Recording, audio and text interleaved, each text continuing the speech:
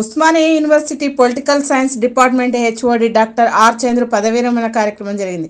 OU arts కాలేజీలో జరిగిన కార్యక్రమంలో Sneha group chairman Katikala Shivabhagyarao, IRS VRS Sneha club president professor Shyam Sundar, Sneha max director S రామకృష్ణలు, డైరెక్టర్ కెనిబాబు మరియన్న, డాక్టర్ చంద్రుకు శాల్వా కప్పి సన్మానం చేశారు. ఈ సందర్భంగా విద్యారంగానికి డాక్టర్ ఆర్ చంద్రు చేసిన సేవలను Sneha group chairman Katikala Shivabhagyarao, IRS VRS కొనియాడారు.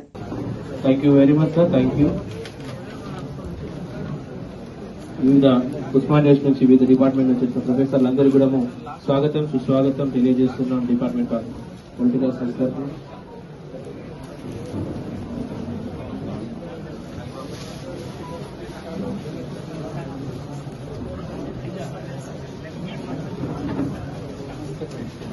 తెలంగాణ పాలిటిక్స్ లో మరో విషాదం చోటు చేసుకుంది. ఆదిలాబాద్ మాజీ ఎంపీ రమేష్ రాథోడ్ కన్నుమూశారు. ఊట్నూరులోని ఆయన నివాసంలో రమేష్ రాథోడ్ అస్వస్థకు గురి కాగా చికిత్స అందిస్తున్న సమయంలో కోమాలోకి వెళ్లినట్లు తెలిసింది. ఈ కార్యక్రమంలో ఆదిలాబాద్ నుంచి హైదరాబాద్ తరలిస్తుండగా రమేష్ రాథోడ్ కన్నుమూశారు. ఉమ్మడి ఆదిలాబాద్ జిల్లాలో జెడ్పీ చైర్మన్ గా, ఎమ్మెల్యేగా, ఎంపీగా పనిచేసిన ఆయన పాలిటిక్స్ లో సీనియర్ నాయకులుగా పేరొందారు. రమేష్ రాథోడ్ మృతి పట్ల ఆయన అభిమానులు, పలువురు పార్టీ నేతలు తీవ్ర దిగ్భ్రాంతి వ్యక్తం చేశారు. దూరాలకు లక్షల కోట్లు ఇస్తున్నారు, ధనికునిగా ఇస్తున్నారు. కానీ ఇక్కడ అర్ధ ఎకరం ఉన్న వారు కూడా 8,000 ఇస్తున్నారు, 100 ఎకరం ఉన్న వాళ్ళకు కూడా 8.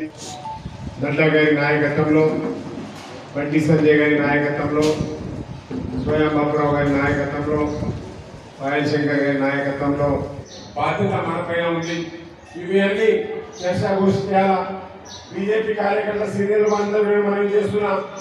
మన ఊళ్ళో ఎక్కడ అన్యాయం జరిగినా రమేష్ రాథోడ్ తీసుకుంటారని ఈ సందర్భంగా మీకు తెలియజేస్తున్నారు.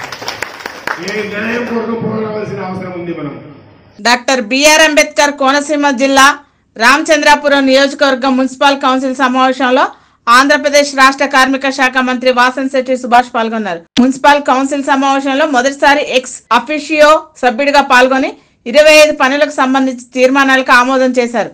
రామచంద్రాపురం నియోజకవర్గ పరిశుభ్రత, శానిటైజేషన్ పనులు అత్యవసర యుద్ధ ప్రాతిపదికన జరగాలని, అలాగే శ్మశాన వాటికలు సైతం సందర్శిస్తానని చెప్పారు.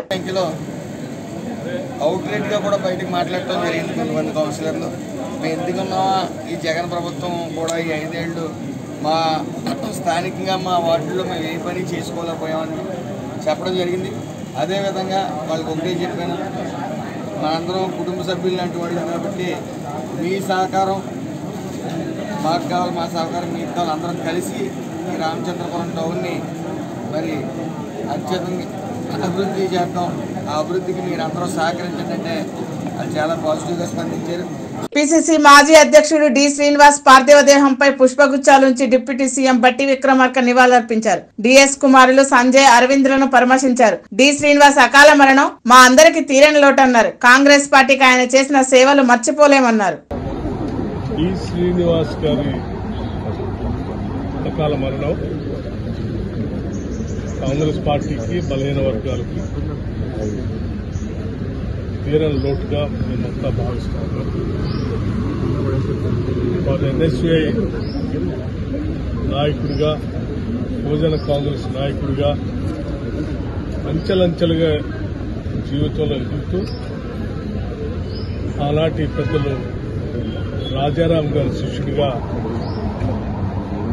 అధికార దుహంకారంతో వైఎస్ఆర్ కాంగ్రెస్ పార్టీ ప్రజాప్రతినిధులు చేసిన తప్పులు ఇప్పుడు ప్రజలకు శాపాలుగా మారాయని రాజమహేంద్రవరం ఎమ్మెల్యే ఆదిరెడ్డి శ్రీనివాస్ అన్నారు. రాజమండ్రి నగరాన్ని టూరిజం హబ్ గా తీర్చిదిద్దేందుకు కావాల్సిన చర్యలు చేపట్టామన్నారు.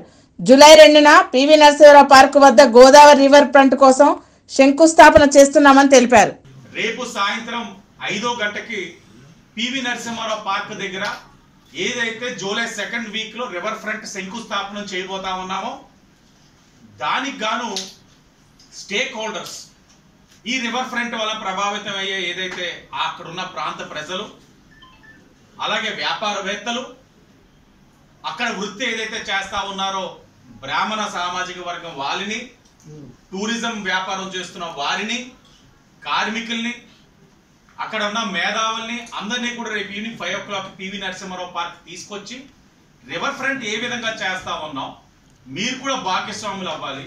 మీ సూచనలు ఇవ్వండి అనే ఒక కార్యక్రమం కూడా చేస్తాము. అంటే పబ్లిక్ ని చేసే కార్యక్రమం ఇన్వాల్వ్ చేసి వాళ్ళ యొక్క సూచనలకు అనుగుణంగా కార్యక్రమాలు చేసే కార్యక్రమం శ్రీకారం చుట్టాం. ఇది మా విధానం. ఈ విధానంతో ముందుకు వెళ్తా ఉంటే